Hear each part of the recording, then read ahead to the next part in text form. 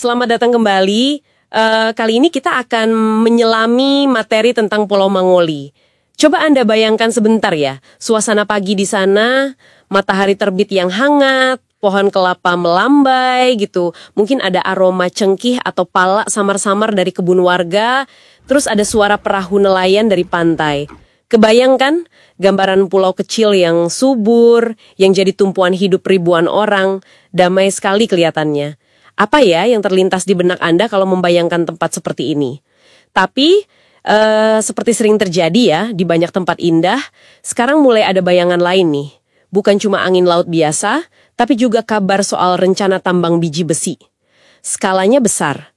Kabar ini, kalau kita lihat dari sumber-sumber kita, ini ada campuran ya. Dari laporan media lokal, terus catatan warga, sampai data resmi, datangnya tuh dari jauh, lewat keputusan di kantor-kantor gitu. Terus tiba-tiba muncul di lahan warga. Bentuknya patok-patok sama dokumen izin, namanya izin usaha pertambangan atau IUP. Nah, mencoba membedah apa sih yang sebenarnya terjadi di Mangoli berdasarkan materi-materi yang kita kumpulkan ini. Kita mau coba pahami potensi dampaknya sebelum kejadian gitu. Oke, mari kita mulai bongkar ya. Iya, dan mungkin penting ya untuk dicatat di awal, dari semua data yang kita pegang ini, sampai sekarang itu belum ada aktivitas penambangan fisik. Jadi belum ada galian sama sekali, belum ada alat berat yang masuk dari 10 pemegang IUP itu, semuanya ini masih berupa izin di atas kertas. Tapi, nah ini dia, bayangan dari izin-izin ini rupanya sudah terasa nyata sekali buat masyarakat di sana. Oke, jadi belum ada aksi fisik ya, tapi seberapa besar sih sebenarnya rencana tambang ini? Sumber kita kan mencatat ada 10 perusahaan ya? Betul, 10 perusahaan. Dan izinnya ini bukan cuma izin eksplorasi loh, jadi bukan cuma tahap cari-cari potensi tambang. Tapi udah eksploitasi juga? Iya, izin eksploitasi. Artinya izin untuk benar-benar mengeruk, menambang, dan mengambil hasilnya. Nah, soal skala ini yang menurut saya paling mencengangkan dari data yang ada. Gini, Pulau Mangoli itu luas total daratannya sekitar 214.200 hektar. Oke, lumayan luas ya pulaunya. Nah, kalau kita jumlahkan luas dari semua, 10 IUP yang sudah keluar ini, totalnya itu mencapai hampir 85.000 hektar. Angka presisinya 84.939,85 hektar. Tunggu, 85.000 dari 214.000, itu berarti? Iya. Artinya, izin tambang yang sudah terbit ini mencakup hampir 40%, atau kalau mau presisi, 39,65% dari seluruh luas daratan Pulau Mangoli. 40%? Ya ampun, itu hampir setengah pulau dong. Hampir setengahnya. Bayangkan saja, 40% dari sebuah pulau yang relatif tidak terlalu besar ya, dialokasikan untuk pertambangan. Skalanya ini luar biasa besar dan langsung menyoroti betapa rentannya ekosistem pulau kecil kalau ada perubahan sebesar ini. Wow, 40%, skala yang masif memang. Dan yang menarik, Anda tadi bilang belum ada aktivitas fisik, tapi sumber-sumber ini melaporkan dampaknya udah mulai terasa ya. Kayak di Desa Kowi itu, laporan warga bilang tiba-tiba muncul 84 patok di kebun mereka. Tanpa permisi, tanpa persetujuan. Ini kan bukan cuma angka ya, tapi kayak invasi diam-diam gitu ke ruang hidup mereka. Sumber-sumber ini ada kasih petunjuk nggak? Biasanya konflik lahan kayak gini berkembangnya gimana? Dari patok, terus jadi apa gitu? Tentu. Patok-patok itu meskipun cuma benda mati ya, tapi itu simbol fisik pertama dari klaim korporasi atas lahan warga. Simbol yang sangat kuat.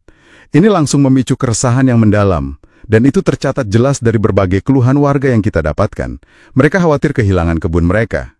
Kebun pala, cengkih, kelapa, itu kan sumber hidup mereka. Warisan turun-temurun juga. Pasti, itu mata pencaharian utama ya? Betul. Dan lebih jauh lagi, ada ketakutan kehilangan sumber air bersih. Kenapa? Karena banyak mata air penting, itu lokasinya ada di dalam area konsesi IUP. Terus ada juga kekhawatiran ekologis yang lebih luas. Soal deforestasi, apa yang terjadi kalau hutan dibabat? Bagaimana nasib sungai? Terus laut yang jadi tempat mereka cari ikan? Itu semua jadi pertanyaan besar buat mereka. Nah, yang menarik dari analisis risiko dalam sumber-sumber ini adalah penekanannya pada keterhubungan ekosistem pulau. Di pulau kecil itu kan semuanya saling terkait erat ya. Kerusakan di satu titik, katakanlah di hulu, karena pembukaan lahan tambang, dampaknya itu bisa banget mengalir cepat ke hilir. Jadi kayak efek domino gitu ya? Persis. Sungai bisa tercemar, pesisir bisa rusak, hasil laut berkurang, ujung-ujungnya ya sampai ke dapur warga juga. Dan IUP yang sudah terbit itu, nah ini penting, meskipun belum aktif secara fisik, tapi secara legal itu sudah berfungsi sebagai penanda.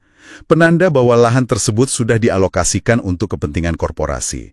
Jadi bukan lagi sepenuhnya milik atau dalam kendali masyarakat adat atau lokal di sana. Ini mempertanyakan siapa sebetulnya yang pegang kendali masa depan pulau itu. Oke, jadi kalau kita coba rangkum ya temuan dari sumber-sumber ini untuk Anda pahami, di satu sisi kita lihat ada Pulau Mangoli, potret kekayaan alam, sumber kehidupan warganya. Di sisi lain, ada rencana tambang raksasa yang izinnya saja sudah mencakup hampir 40% pulau. Aktivitas fisik memang belum ada, tapi patoknya sudah tertancap. betul, patok sudah ada, keresahan warga sudah meluas, dan masa depan pulau itu jadi terasa, tidak pasti gitu. Iya, sangat betul. Dan sumber-sumber ini seolah menggarisbawahi sebuah ironi ya. Bahaya terbesar saat ini mungkin bukan datang dari lubang tambang yang memang belum ada, tapi justru dari diamnya waktu. Maksudnya, periode penantian yang penuh ketidakpastian ini, sejak izin terbit sampai nanti entah kapan, dampak fisiknya terasa penuh. Masa tunggu ini sendiri saja sudah menciptakan konflik dan kecemasan yang nyata di masyarakat. Nah, ini mungkin meninggalkan kita semua, dan terutama Anda yang mendengarkan, dengan satu pertanyaan untuk direnungkan bersama. Apa sih sesungguhnya arti selembar kertas izin itu bagi masa depan sebuah pulau dan komunitasnya? Bahkan jauh sebelum ada satu pun mesin tambang dinyalakan di sana. Apa maknanya?